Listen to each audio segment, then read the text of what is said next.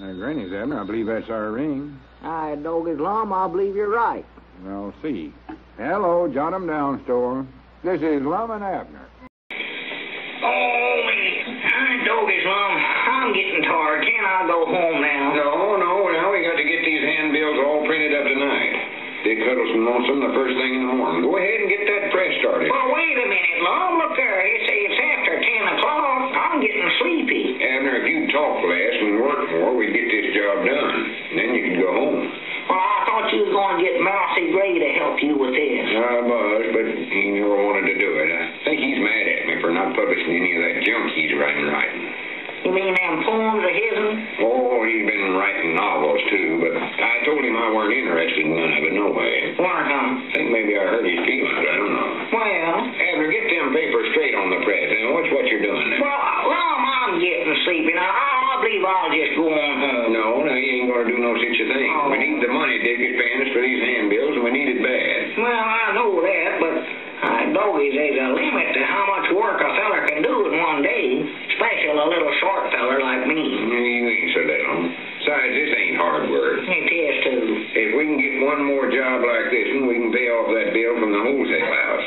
That is, if we can keep taking in as much money in the store as we have the last couple of days. Yeah, say, by the way, where is that money? I looked in the cash drawer this afternoon, there wasn't hardly none there. Well, I hid most of it in our regular place. Oh, you mean the big clock up on the wall there? Yeah. Never wanted to take no chances leaving it in the cash drawer. Not with them robberies we've been having in town lately. No.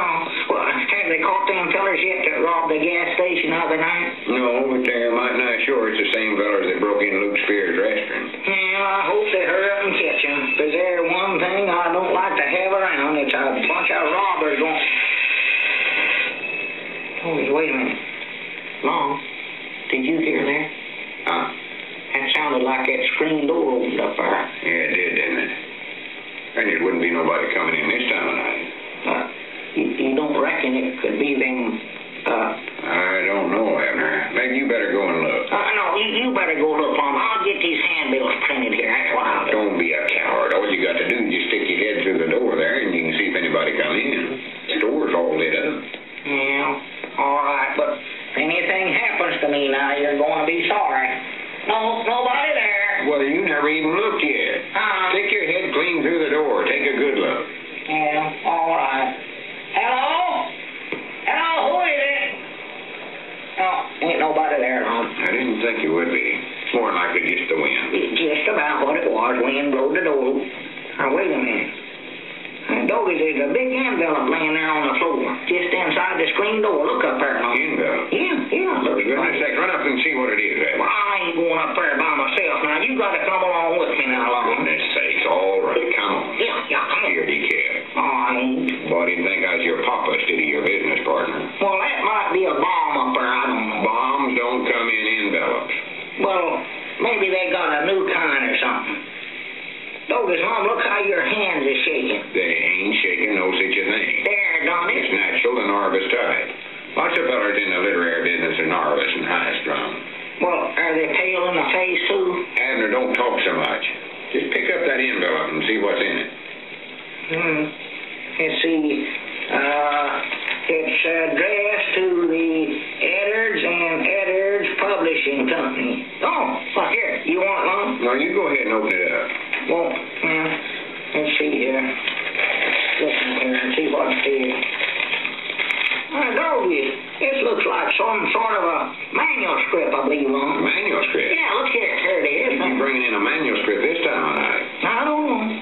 Name's right here on it, though. It says, Chapter 1 of the mysterious case of Evelyn Armatrude by Yard Narwell. Yard Narwell? Yeah. Who's he? I don't know. That's what it says here, though.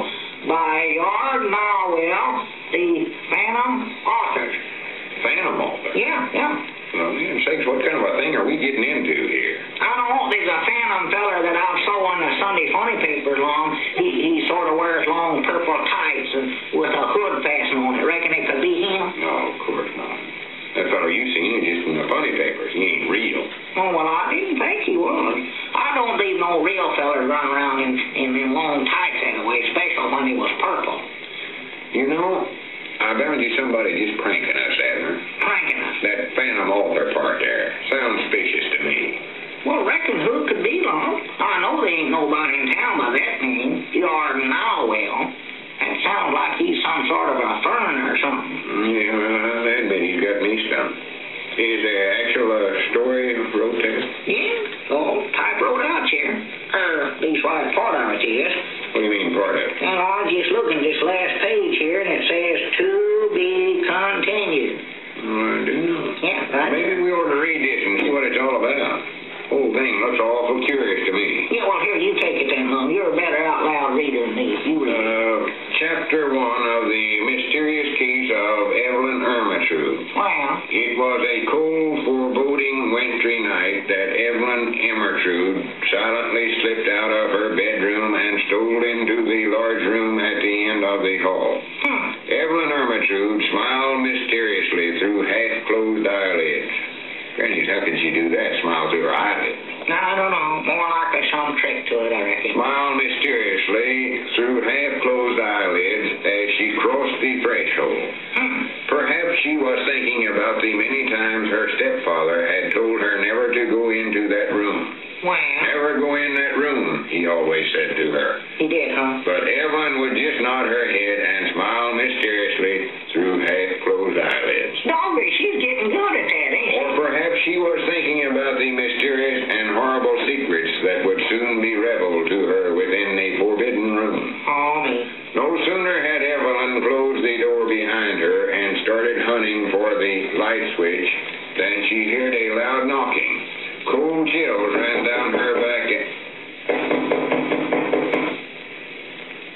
Long, did you hear anything? Sounded like somebody knocking, didn't it? Yeah, sort of, I believe. Open the door, Abner, see if there's anybody out there. I ain't going to do it now, Long. Well, I'll do it. Well, go ahead. Anybody's pranking us, I want to find out who it is. More likely just some youngin'. Ain't no young'uns out this time of the night, I'll tell you that right now. Be quiet. Yes. Hello? Hello? Anybody out here? Hello? Hello? Hi, doggies. It's that Phantom fella, Long. That's who it is. I know that Phantom in a funny paper can make himself invisible. Oh, there ain't no such a thing, Abner. I bound you Gomer Bates is mixed up in this some way. Well, Gomer ain't no Phantom. I know that. Let's see, where was we at? Cold chills, man. Long, let's not read no more of that story. Don't be silly, Abner. The story can't hurt us none. Cold chills ran down her back and her hair stood on end. Which end? And don't say it. Oh. She ran to the door, flung it open, but was horrified to find nobody there. Hi, doggies, that's just what happened to us just now, Long. I don't think we better read any more of that, Long. That was just a coincidence, Abner. You can't tell. What happened here ain't got nothing to do with the story, I don't think. Ain't, huh? Of course, it does seem sort of curious that not coming just when it did. Why, of course it does. Don't you reckon we ought to go on home, Long? Well, let's read a little more here and see what happened. Here we are. But was horrified to find nobody there. We never needed. Evelyn Ermentrude quickly closed the door and locked it. That's a smart thing to do. Then she began a hurried search of the forbidden room. She told herself that she must work fast.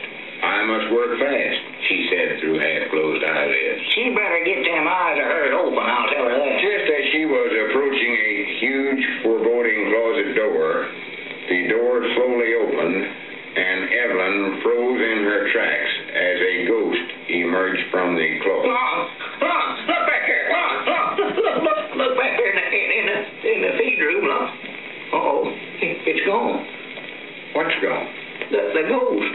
Ghost? Why, sure, I seen one back there just now, Long. Oh, you sure your imagination ain't getting the best of it? No, sir, Long, I seen it now. Honest, I did. Well, there ain't no such a thing as ghosts, though, Abner. You must imagine. I never imagined nothing. Come on now, let's go home, Long. Come on. Something tells me we ought to finish reading this story, Abner. Long, please don't read no more of that. I've got to. The ghost reached out two long, claw-like hands and started in Evelyn's direction. Lord of Evelyn. Evelyn could not move, just as she could feel the claws tightening about her neck. Oh, my goodness. A clock struck one, and the ghost vanished. Oh. Evelyn swung around to look at the clock, which had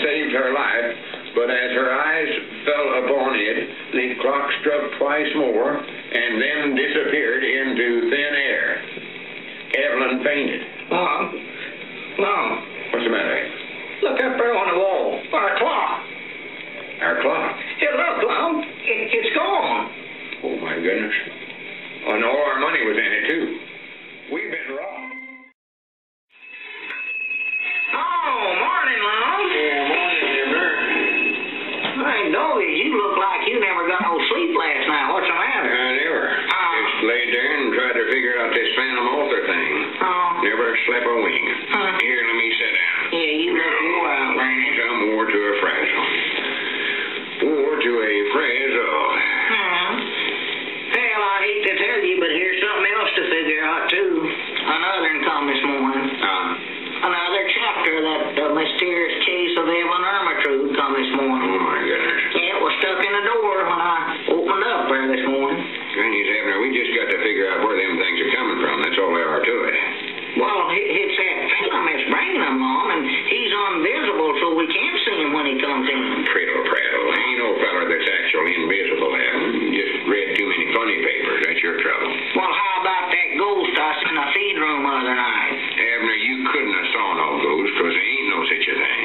Ain't, huh? If there was a ghost in here that night, I could have saw him too, couldn't I? Well, you just never look quick enough. Your trouble. I know I seen him, Mom. He was standing right back there, and I seen him. Just your imagination working, so just try and forget it. Well, how about that clock disappearing off in the wall right while we was in the store and all our money disappearing with it? Yeah, well, that's what we got to figure out right there. I wish we could. Whoever done it must have known that we hid our money in the clock. Why, sure. But I don't see why he went to all the trouble of sending us the first chapter of a mystery story just to rob us out of that money. Well, it said right in the store that a clock was disappearing right in front of Evelyn Ermintrude's eyes. Fact is, everything that happened to Evelyn in that store happened to us while we was reading it long. Yeah, that's the curious part of this whole thing. And here's something else that's got me stumped. If the fella just wanted to rob us, why is he still hanging around town and sending us more chapters of that story? I don't know. All I know is, Mom, that there's a ghost mixed up in this somewhere or other. Well, I ain't scared of no ghost. But I am afraid of what this Phantom Author feller wants with us. What's with You know, Abner, our lives might be in danger. our lives? Oh, don't say that now, Mom. Don't say that. I don't know what else he's after. We ain't got no more money for him to rob. He's got that. Yeah. There ain't nothing else in the store that's awful valuable. No, I reckon you ain't. What does that new chapter say? Does that tell anything that might give us a clue of some kind? I don't know. I ain't had nerve enough to read it. Leastways, not while I'm in the store here by myself. Let's see. What chapter is that? We got one first night and then 3 more yesterday. That must be chapter 5. Must be, I reckon. Well, here, you can read if you want to. I know I ain't going to do it. Here, take the thing. I don't want it. Let's see. Whereabouts did we leave Evelyn Ermintrude in the last chapter? Why, she fainted when she seen the ghost in that forbidden room. I recollect that. Well, that was in the first chapter she done that. Then the next morning she come to and found herself back in her own room, don't you recall? Oh, yeah. And she decided she'd go right to her steppapa and ask him flat-footed what was in that room. That's right. But when she got in his room, she found that he'd just been pied. Doggy, that's right, ain't it? I forgot about him getting pied.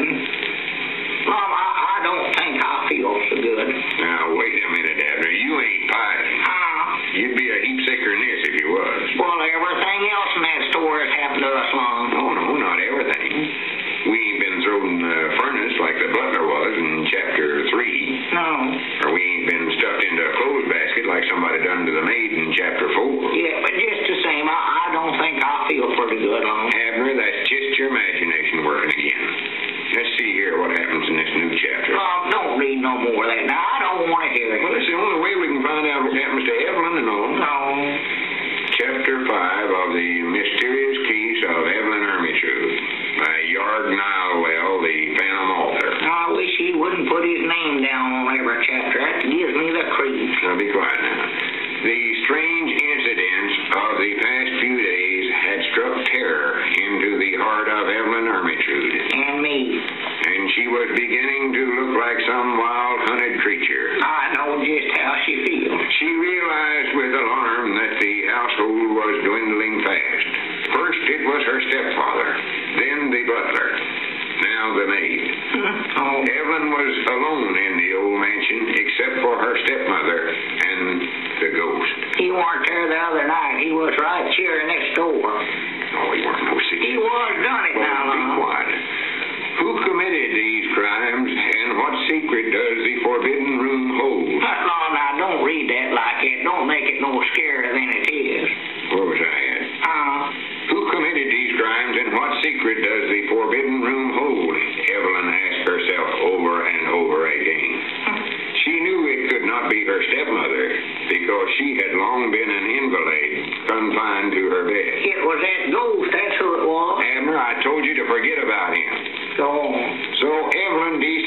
she would go to her stepmother's room and ask her if she knew anything about the secret of the forbidden room. I wish she'd find it. Gathering up all her courage, Evelyn went upstairs and tapped on her stepmother's room. Hearing no answer, she went in, and there before her startled eyes, Evelyn saw an empty bed. He got her stepmama too, that's what he did. She turned to flee from the room, but the door was locked. Then she heard a low, fiendish laugh. Ha, ha, ha, ha. Now, don't laugh that way now, Lum. Don't do that. Evelyn whirled around, and terror struck into her heart. Lum. Hey, for there, stepping out of a secret panel, its clawed hands reaching out, was the ghost. Lum. There he is, Lum. There's a ghost coming in the front door there. Look here, my goodness. I told you I seen him the other night. Dennis, I never thought they'd come in the day. Oh, get away from here now. Get out of here. Get out. Wonderful world. Did you say wonderful world? Yes, Mom. Logan, how did he learn to say that, Lum? Wait a minute, that voice is familiar. Is that you, Cedric? Yes, Mom. Did I scare you, fella? Oh, for the land's sake. Cedric, get that ghost outfit off now so I can tell for sure. Yes, Mom. I'll take it off. Well, get that thing off of there. Hey, what's the big idea of all this nonsense, Cedric? You might not scare the daylights out of us, or out of Abner, leastways. Did I sure enough? Well, I weren't actually scared, I don't think. Just a little, maybe. And where in the world did you get this story about Evelyn Ermentrude? Story? What story? Why, the one you've been sending us chapter at a time. And what did you do with our clock, too? I never done nothing with your clock. Well, weren't you in the store the other night in your ghost outfit, Cedric? No, Mom. Never had this on before today. I just now found it out there in the back of the store. Found it? Sort of hid up under the loading platform back there. It was? Yes, Mom. Dennis, there must be a phantom author after all in Abner. Leastways, we know he ain't no ghost, though. Well, maybe the ghost just wears this outfit at night, Long. Maybe it's too hot for him to wear it in the daytime. Don't be silly, Abner. Ghosts couldn't do no such a thing as that. Hey, Doggy, Mom, you reckon our clock might be hid back there under that loading platform, too? No, I don't reckon so. More likely made off with that. Or at least he's taking the money out of it. Well, I believe I better go back there and take a look for it. Say, Cedric, have you ever heard of anybody by the name of Yard Nilewell? No, Mom, I don't think I have. Is he a feller in that story you was talking about? No, he's the feller that's supposed to have wrote it. Well, I wish you'd read it to me, Mr. Lum. I just love to hear stories. Boy. Well, let's see here. Sort of anxious to hear how this comes out myself. Where was I at? Yeah. Stepping out of a secret panel, its claw hands reaching out, was the ghost. Ghost? Oh, is this story about me? The one you're reading? No, of course not. As the long claw hands came close and closer to Evelyn, she gave a loud scream and ran toward the window. But before she could reach it, the floor suddenly opened up, and Evelyn Ermentrude disappeared. Whereabouts did she disappear to, Mr. Lum? Read what's next there. Well, that's all he is, Cedric. Says here, to be continued.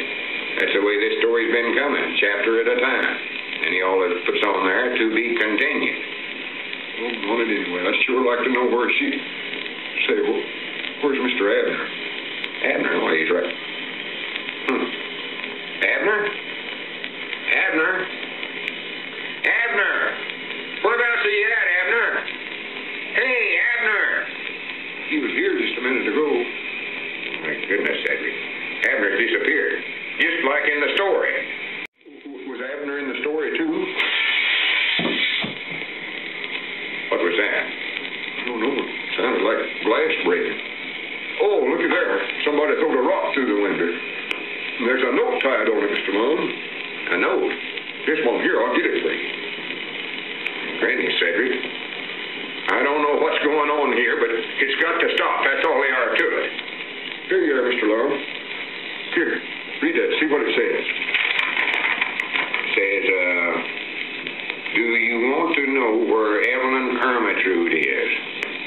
Be in your store tomorrow night at 12 midnight. The Phantom Author will reveal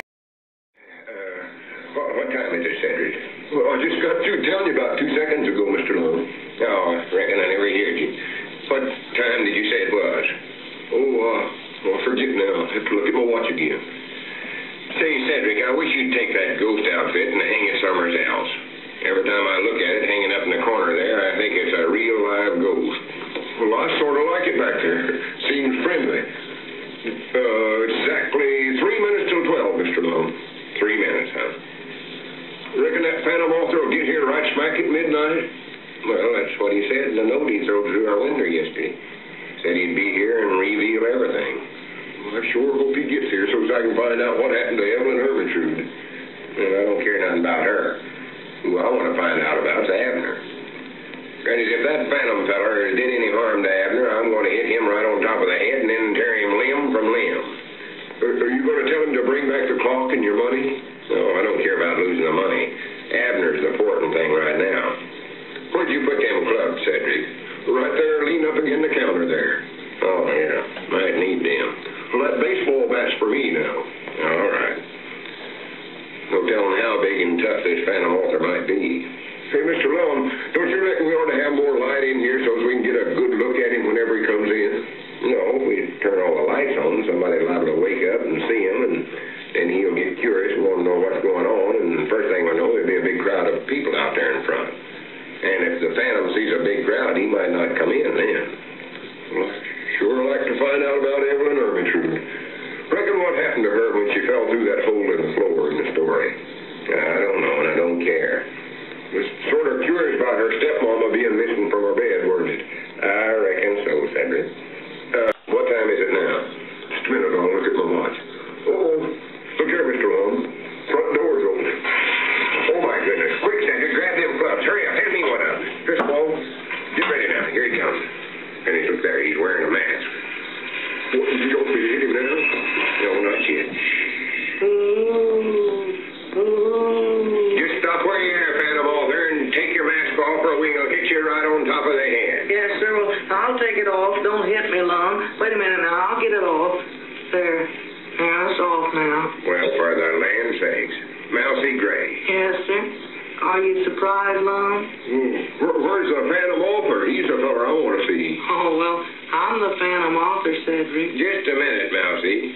You can't be the Phantom Author because his name's Yarg Nilewell. Yes, sir, I can too, Lum, because, see, Yarg Nilewell, why, that's just my name turned around backwards. See, Yarg is Gray spelled backwards.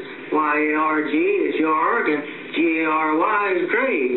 And Nilewell is Llewellyn spelled backwards. Granny's it is, ain't it? Yes, sir. I still can't believe it, though. Mousy, you can't be the Phantom Author. Yes, sir, honest I am, Lum, honest. Well, all right, let's see you prove it. Tell me whereabouts Abner's at. Oh, why, he's right outside. Come on in, Abner. Outside? Is he all right? Yeah, hi, Lum. Cedric? Abner, speak to me. Are you hurt? Why, no, I'm all right. Feel fine. Never felt better in my life. Say, Mr. Abner, how did you disappear yesterday? Was that done by magic? Why, no. No, there weren't no magic to it, Cedric. See, whilst you and Lum was reading that story, why, I just went out and back to see if I could find that clock of ours hid out there on that loading platform or something. Did you find it? No, but I found Mousy, and he told me what he's up to and all, so I decided to help out with his plan and play like I disappeared, sort of mysterious. John Brown. Yeah, wasn't that a good one? You mean you ever joined up with Mousy in this nonsense and let me worry myself half sick to death about you? Well, I never aimed for you to worry, Lum, but see, it was part of the plan, part of Mousy's plan, that is. Oh, just exactly what is this big plan? That's what I want to know. Well, it isn't really my plan, Lum. It was, well, Gussie was the one that thought it up. Gussie? Yes, sir. What's she got to do with all this? Well, she had me do all these things to get you interested in my novel, The Mysterious Case of Evelyn Ermentrude. That was the idea for it. Well, if that don't beat the bugs of fighting. See, I kept bringing my poems and the things that I'd write in for you to look at, Lum, and you wouldn't look at none of it, so Gussie figured that we'd get you to read this, why, then maybe you'd get interested in it and buy it and publish it, so that's why we did it. Hey, Granny, that outcaps anything I ever heard before in my whole life. Yes, sir. Well, what happened to Evelyn Ermentrude? Hush up, Cedric. Lum, that weren't no ghost I seen in the store the other night after all. That was just Mousy here. Yeah, I done figured that out myself. Well, the ghost was Gussie's idea, too.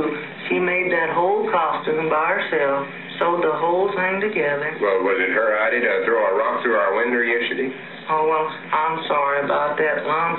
I thought the window was open when I threw it. I didn't mean to break the window glass out for Well, you. you're going to pay for breaking it, I can tell you that right now. Yes, sir. Well, I will, Lum. I'll And pay. just a minute, here's another thing. Mousy, you and Gussie are under arrest for robbing our store.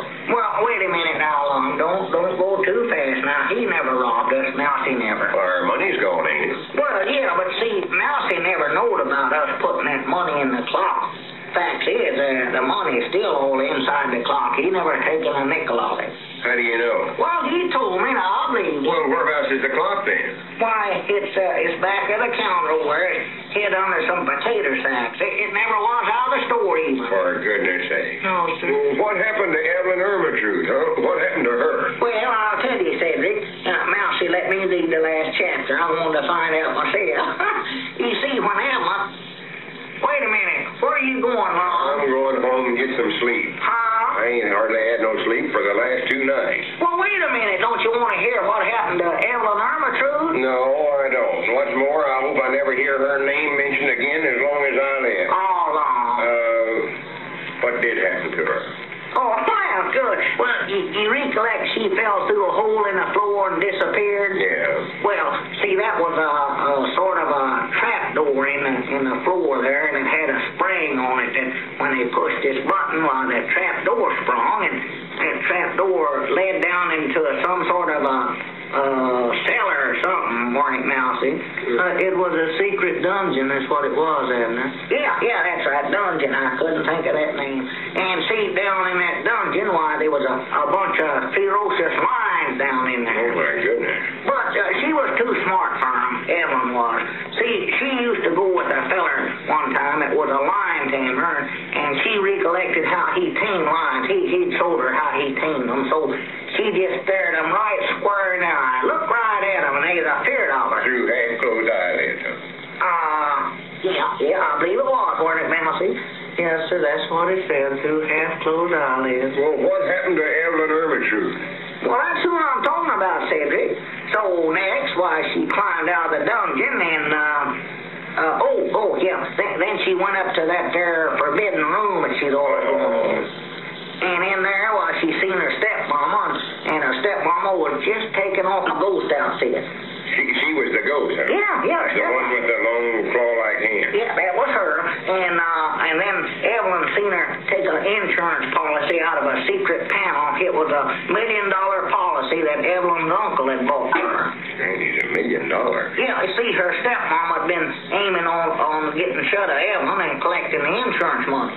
That snake in the weeds. Oh, she was bad in here. Did she have anything to do with the steppapa and the butler and the maid getting murdered? Yeah, she didn't want to divide the money up with her steppapa, so she poisoned him, and the butler and the maid seen her do it, so she had to get shut of them, too. Just as I figured. Well, I had it figured out. What did Evelyn do when she seen her stepmama in the forbidden room? Why, she didn't have to do nothing, cause, see, one of the lions had followed Evelyn up the stairs, and she seen the lion seen her stepmama and ate her. And then Evelyn married the lion tamer, and they lived happy ever after and raised lions. Good for them. Good for Evelyn. Well, Lum, there it is. Do you want to publish it for me, the mysterious case of Evelyn Ermentrude in a book? No, Mousy, 1,000 times no. Well, I've had all the trouble I want out of that story. Come on, Evelyn, let's go home and get to bed.